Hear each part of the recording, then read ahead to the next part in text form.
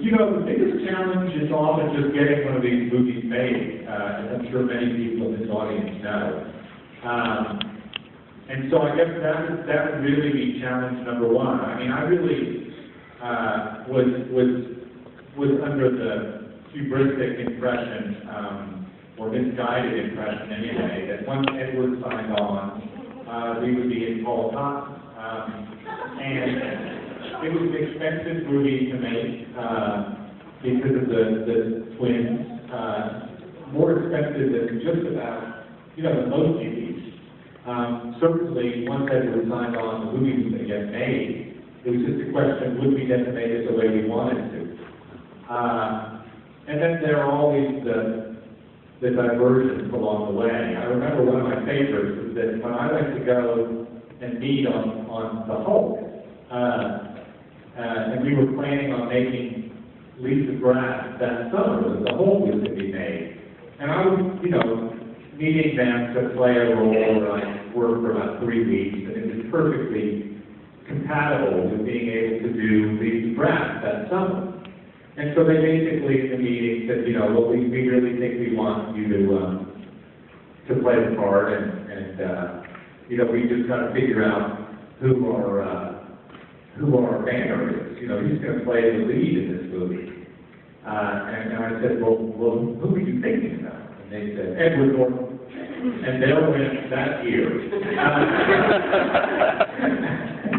I was drinking tea, and I literally did do a spit take. And then had to recover from that. And then, we had financing and then didn't, and then we got it made, and once you have a movie financed, all the problems to which you're alluding become really delightful challenges. And so we worked very long days, all through pre-production, and of course during production, and it was very difficult, but it was the kind of difficulty that you live for. So it was pretty great once we got financed. Thankfully, we had the sustenance of the Shreveport cuisine.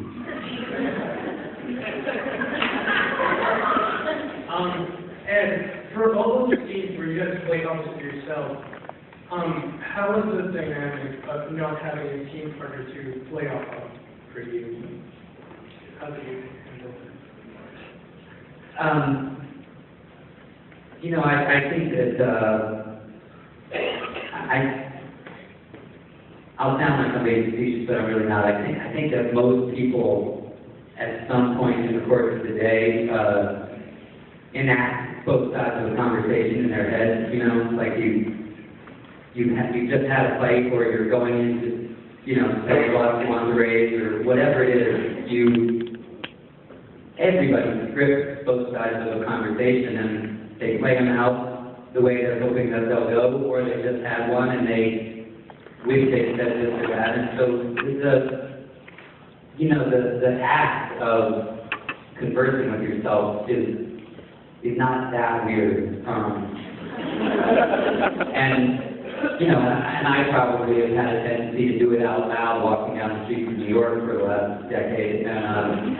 And I think that, once all we really had to figure out was how technically to create a rhythm where we could make it feel messy. I think Tim was great in really urging on everybody, the attempt to go beyond like the 50-50 split screen, line. We really tried to figure out how to erase that scene and overlap and interrupt, and once we figured out a few tricks, it started to become really, really fun. It was kind of like it's like a memory puzzle in a way, because you just have to, you gotta get with this memory of your conversation in your own head, and so it's a blast. I mean, when are you going to ever do anything like that? Hi, how are you? Mr. Nelson, the script beautiful. I mean, I really...